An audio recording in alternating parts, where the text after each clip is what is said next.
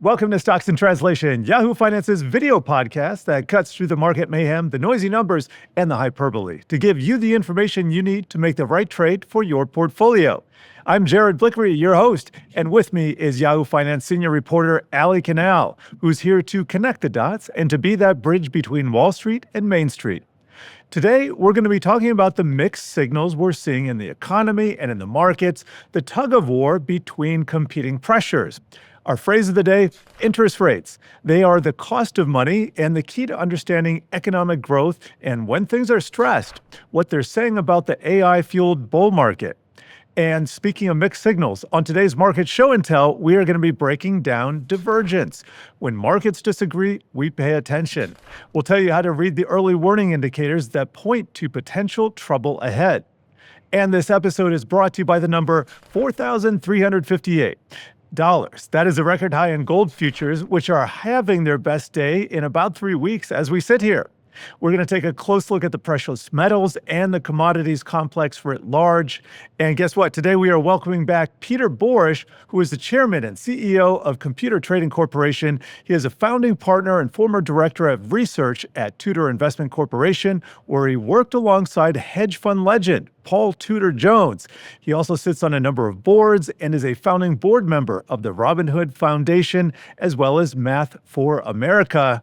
Peter, last time we saw you in February, that was right after the inauguration. We've had a bunch of things happen since then. And so why don't you just begin telling us how you're seeing the market now? Wow. I got to fill in between February and now in about 30 seconds. 30 to 45. You can take 45. Okay. You got it. So I think the easiest way to start out is I came today and I'm intentionally wearing these Superman cufflinks. Can we see them? So when you look at that, you'll see that unless you're Superman and you're more powerful than a locomotive, you should not get in front of this type of bull market. You may think that the fundamentals are poor. You may feel that policy is going to deteriorate. But unless there's an intersection of technicals and fundamentals, either you stay on the sidelines or continue to ride the freight train. I love that. And it sounds like we might look for some divergence among some of those things as well. It's time now for our phrase of the day, interest rates. They're the cost of borrowing money, usually expressed as a yearly percentage. An interest rate is what a lender charges on loans. At the same time, it's also what savers and bondholders earn. A key measure of the rate is its term. Very short-term overnight rates tend to be set by central banks, while market forces tend to influence longer-term rates like mortgages or car loans. So, Peter, what are interest rates telling you about the state of the U.S. economy right now? another deep thought-provoking question. So, when we think about interest rates, it's like most things in markets, it's not the level, it's the rate of change. Sure. And the rate of change in interest rates has been very slow. And if we're talking about words, there's a phrase in markets which says, if a market gives you too much time to make a trade, don't make it. And in my mind, it's given you way too much time to buy bonds thinking that interest rates are going to go lower. What we kind of know as facts, right? The demand, because the deficit continues to grow, so the demand that the government's going to put on markets, i.e. issue more debt. So when you have more supply, right, prices are likely to go down, which in the bond case, interest rates go up. Also, there's a few subtle things that further put pressure on rising rates, including accelerated depreciation, so there's going to be less revenue, the permanent movement in terms of capital gains rates, so there's less incentive to sell, more incentive to borrow, right, if you want liquidity. So the changing all tax these landscape. things are likely to indicate more rate increases on, say, let's say from 5 to 30 years. Now, the Fed tries to control the front end, and we can discuss that and divergences more in a moment. Yeah, I appreciate that. And maybe we just keep with interest rates right now, because I think you hit on some very good points here that I just want to kind of reiterate. The Fed is acting on the short-term rates. That is the overnight rate. But when we think about mortgages and the borrowing that most people do in their lifetime, those will be done on the longer end. And that's not what the Fed directly controls, at least right now. Sometimes in the past, it has actually done that. It's gone and tried to control the long end, but that's not what it's doing now. Now, the Fed is in the midst of a cutting rate cycle. And so it's cut rates 2 times this year, starting in September. Also, by coincidence, it was cutting rates last September. And what happened last September is the long end rates went the opposite direction. They went up. And for a short period of time, there was a scare. It seemed like that might be happening again, but they've come down. But what you're saying is we might have those longer term rates heading higher again. Just kind of outline that risk for us, if you would. So one of the most popular jobs on Wall Street is every 3 months forecasting that the Fed is going to cut in 3 months. So we were approaching December with a data vacuum because the government has been closed, but market prices are telling us in a lot of ways. You mentioned gold at the very beginning. Yes. Gold being at this level, silver being at this level, which, by the way, silver took out its 1980 high. Yeah. So I think 45 years later, we should all be having a party, which indicates to me that you're never wrong, you're just early. And so in the case of the Fed, markets are telling you, wait a second, inflation may be picking up. We're seeing that particularly in some markets. As you know, I'm a big fan of what I call the 7 C's. Yes, we've done that before. Yes. And I'm not going to go through all of them right now, but this is a very conflicting period because some C's are weak, some C's are strong, and some are in the middle. So the Fed, like the rest of us, is in a little bit of a conundrum. Though, should they cut with the deficit expanding? Should they cut with energy prices, not crude, we look at that, but electricity prices, the demand for that, high prices in equities are not telling you that there's the economy slowing down. And in fact, the Atlanta Fed GDP figures are also in the upper 3s.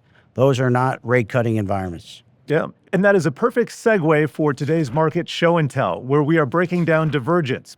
That is when related markets or indicators move in opposite directions. Divergence can point to potential turns in the market or economy. One classic example is Dow theory, which looks at the Dow Industrials and compares their performance to the Dow Transports. So it's the companies that make the things we use versus the companies that ship and transport the things we use. So Peter, what are you seeing here? Well, the transports are supposed to be a bit more responsive and indicative to economic growth.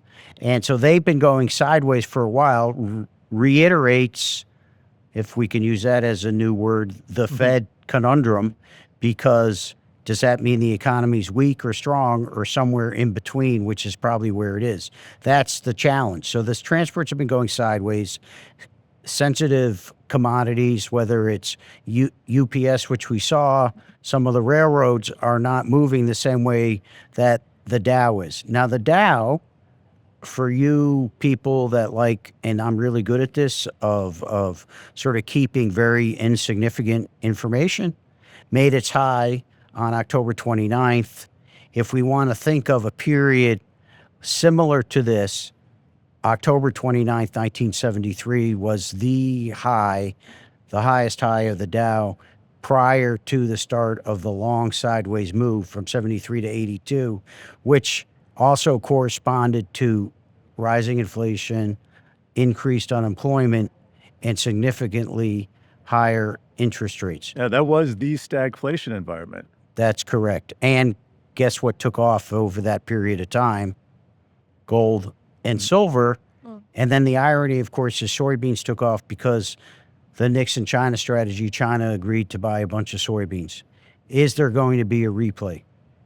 That's really interesting. And I guess we talk a lot about the K-shaped economy, and you were just mentioning some of the factors that are contributing to this K-shaped stock market that we have, with the Mag 7 and a lot of those mega cap tech players leading the way higher and the other 493.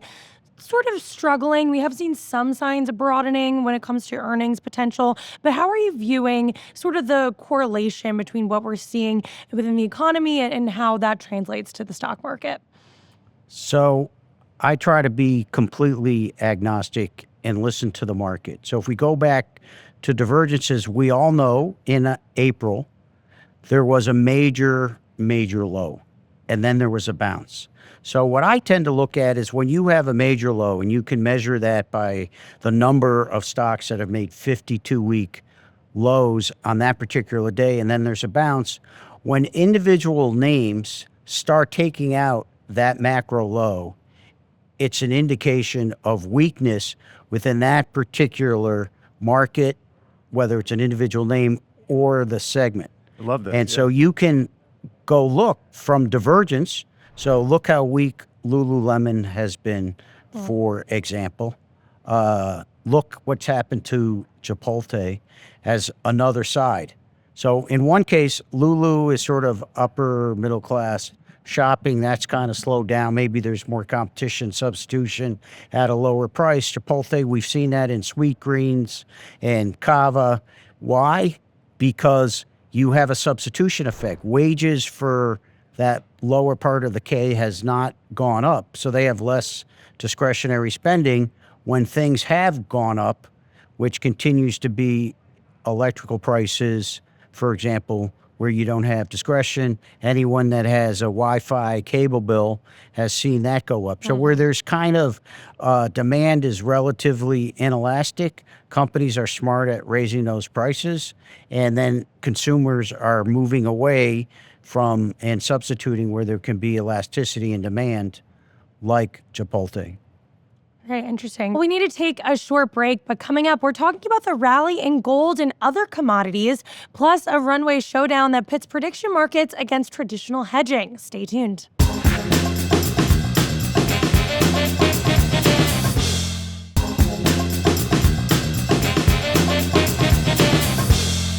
This episode is brought to you by the number $4,358. That's the all-time high in gold futures that was hit in mid-October.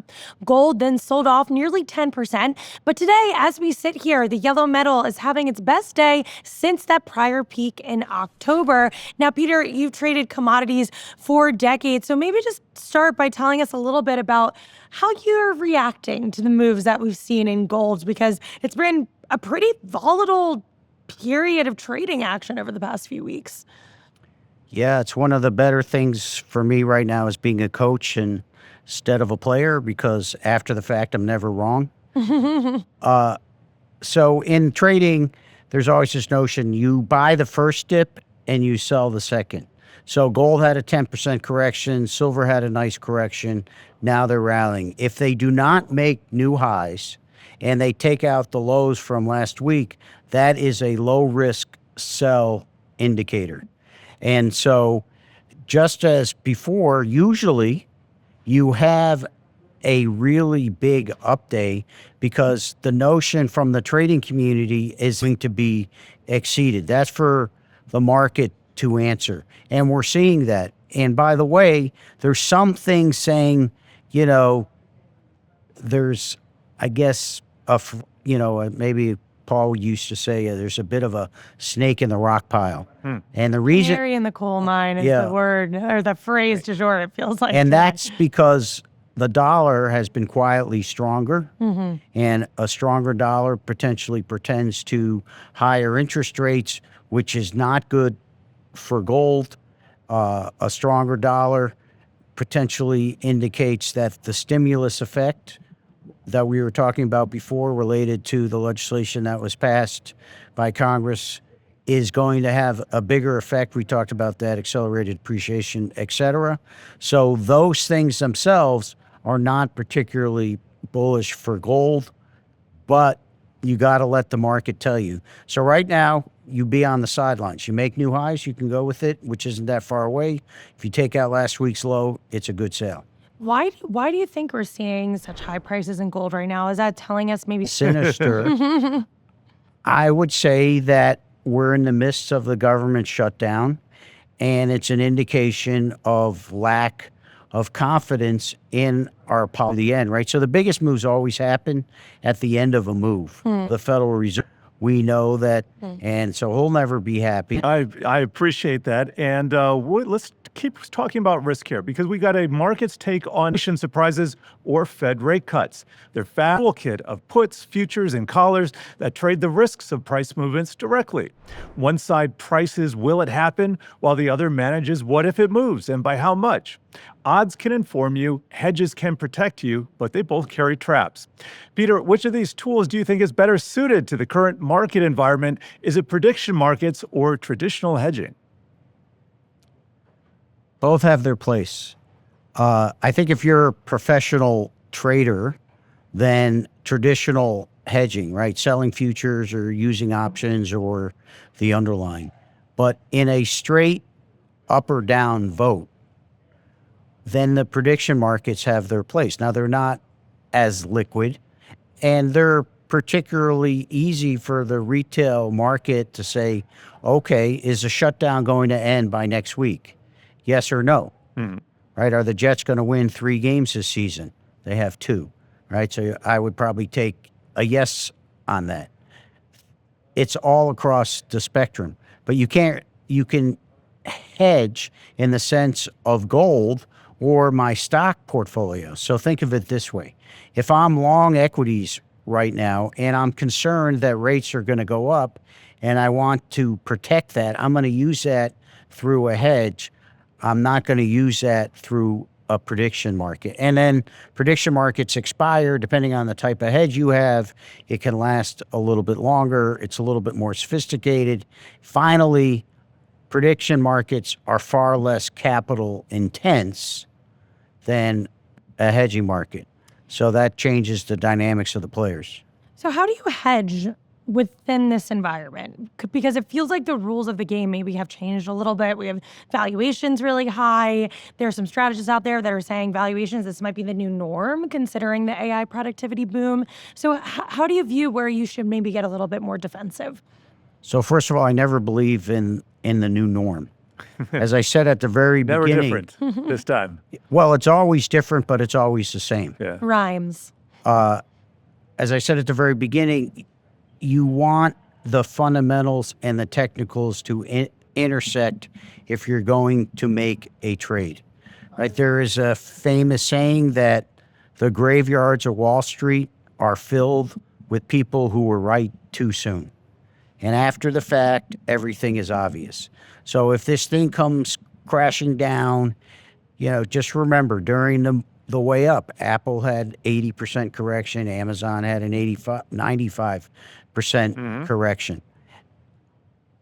But until there's some technical reason to sell, you shouldn't necessarily liquidate the position. If you're concerned, then there's a number of ways to do it. You could sell calls on your long positions.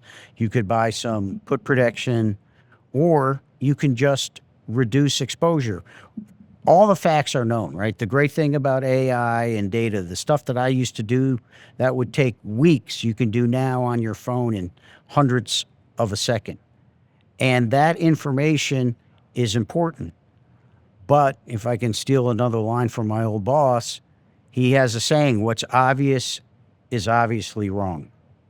So if it's obvious that it's going down, it probably isn't.